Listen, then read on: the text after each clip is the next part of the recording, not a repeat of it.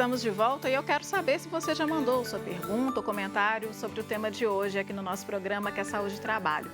Nosso WhatsApp é o 31 99642 8473. Bom, a gente terminou o bloco anterior falando a respeito da satisfação, dessa questão de planejamento de carreira, envolvendo inclusive essa questão financeira. Às vezes alguém está nos assistindo agora e pensa, poxa, eu tenho um sonho, mas não é simples assim, largar tudo e buscar o meu sonho profissional. Qual que é o recado, qual que é a orientação para essas pessoas?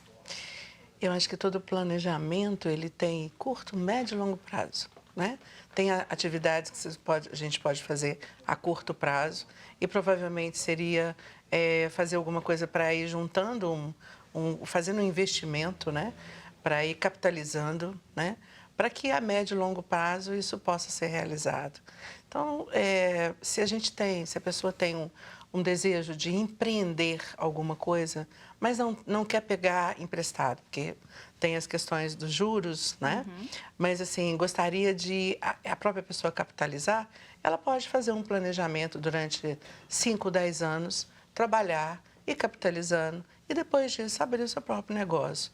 É a questão da gestão da carreira, a gente sendo protagonista, né, daquilo que a gente quer realizar, isso faz parte, né?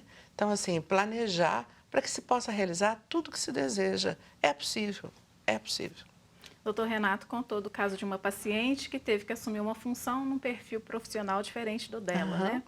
Mas como então, o contrário pode acontecer? A pessoa assume uma função num perfil diferente, pode acabar se interessando por aquilo, descobrindo uma nova função e fazendo justamente o que a doutora Eliana falou, né? Fazendo uma nova trilha de carreira. Claro, isso é ótimo, né? E é o que a gente falou no começo sobre a questão da flexibilidade, né? De ter essa flexibilidade, né? De poder se dar o direito de aprender coisas novas, de atuar de forma diversa, né? A gente sempre acaba obtendo prazer com isso também, né? Uhum. Eu acho, vou muito nessa linha, assim, né? Se você colocar como um desafio, às vezes você consegue, né? É como você olha para aquilo. Sim. Né?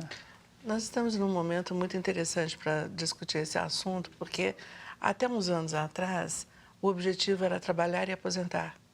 Sim. Isso está sendo bastante questionado, né? Então, assim, eu acho que as pessoas realmente precisam, e isso eu tenho falado muito para os jovens que eu conheço, assim, repense, porque o plano do seu pai e da sua mãe de trabalhar e aposentar não será o seu, não pode ser mais o seu.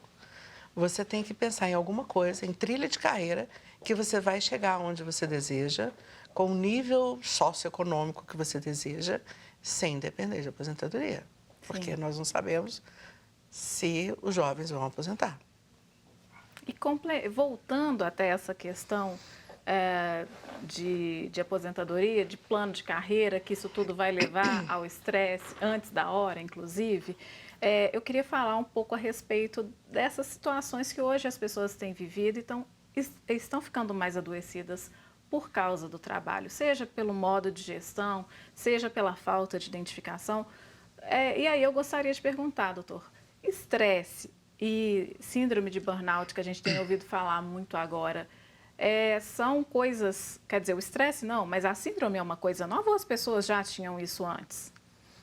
Ela foi descrita na década de 70, né, a síndrome de burnout. Se não me engano, em 1974 já, a primeira descrição, né, um psicólogo alemão trabalhando nos Estados Unidos. Então, ela não é tão nova assim, né? Ela já tem seus...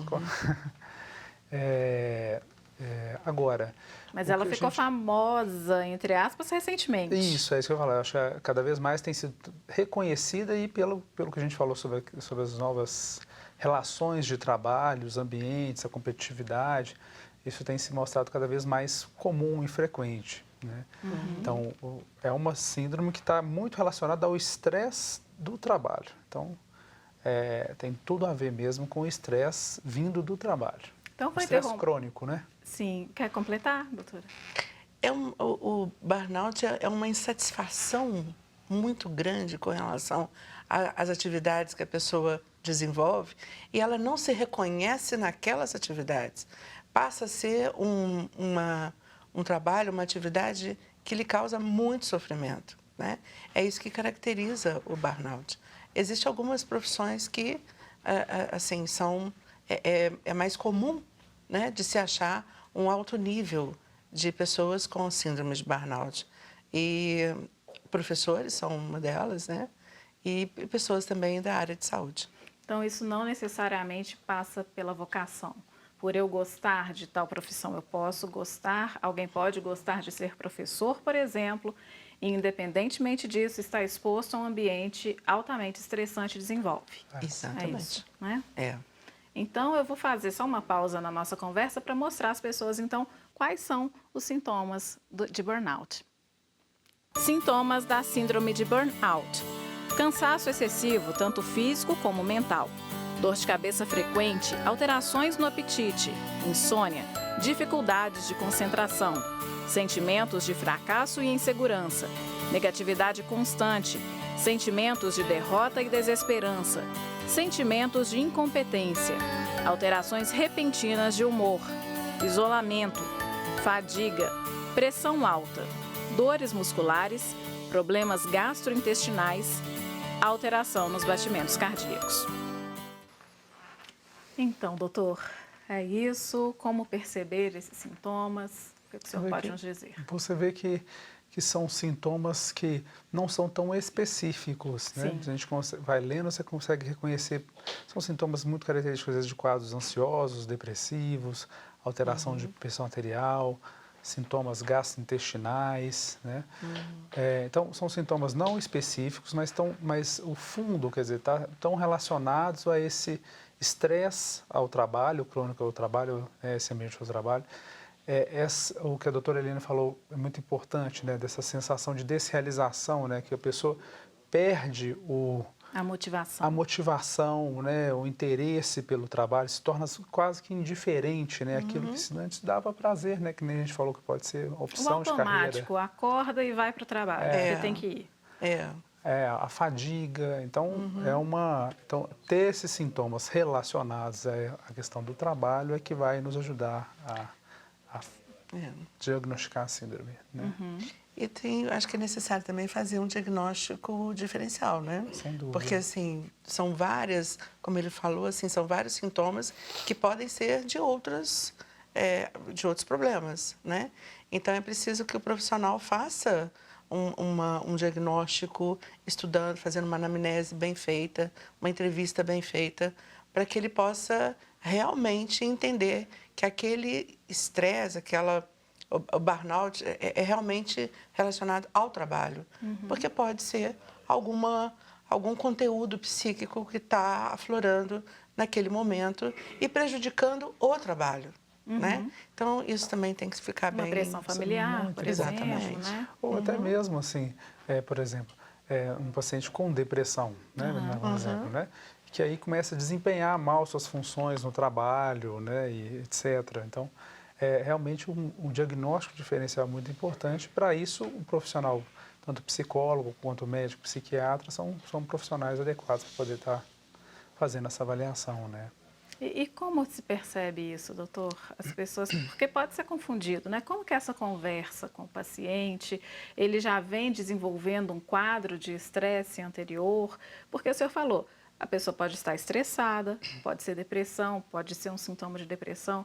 Como que é feita essa conversa com esse paciente? É algo gradativo? Eu digo assim, a pessoa vai a uma consulta hoje, já é possível sair com esse diagnóstico ou é um diagnóstico que vai sendo percebido ao longo do tempo?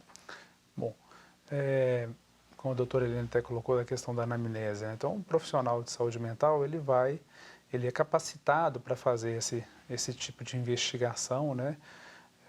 Muitas vezes você não vai conseguir fechar um diagnóstico numa primeira avaliação, mas você já vai tendo um norte em relação a isso, né? Você vai fazendo os diagnósticos diferenciais. Às vezes é necessário até pedir algum tipo de exame, no caso de algum médico e tal. Mas à medida que você vai excluindo esses diagnósticos, por exemplo, um quadro de depressão ou uma doença médica geral, né, por exemplo, igual a gente está vendo que tem sintomas médicos gerais, né, e você vai vendo que há uma relação muito grande com o trabalho, né, que o início dos sintomas, e isso vai, há essa relação com o trabalho, com o estresse relacionado ao trabalho, né, que você vai fechando o diagnóstico, né, que você vai construindo esse diagnóstico, né, ele é clínico e ele vai sendo feito a partir disso. E não é uma doença, né? Ou Ou de acordo, com o né, CID-10, né, sim. ele é uma condição relacionada ao trabalho, né, uma síndrome ainda, né, que a gente colocaria, né, um conjunto de sinais ou sintomas. Doutor, e como trabalhar isso no consultório, né, com o paciente também? Já é um paciente que chega do psiquiatra, não necessariamente, na escuta que é feito esse diagnóstico? Às vezes pode vir encaminhado, né, pelo médico, pelo psiquiatra, por outro médico. Às vezes pode vir achando que está depressivo, achando que tem alguma coisa errada. E aí, por isso que o profissional de saúde mental precisa fazer uma anamnese bem feita, e isso demora, não é numa primeira sessão, né? Isso é ao longo de algumas sessões, para poder entender esse processo, como foi esse processo de chegada a esses sintomas. Às vezes tem algum fato desencadeante, né? E aí o profissional de saúde mental, ele tem condição de fazer uma leitura desse contexto discursivo, né? Na medida em que as pessoas vão se colocando, a gente faz toda uma leitura. Tem também outros testes e outros protocolos que a gente pode utilizar para chegar a esse diagnóstico. Ok, excelente. A gente vai fazer mais um intervalo. Daqui a pouco a gente continua esse bate-papo.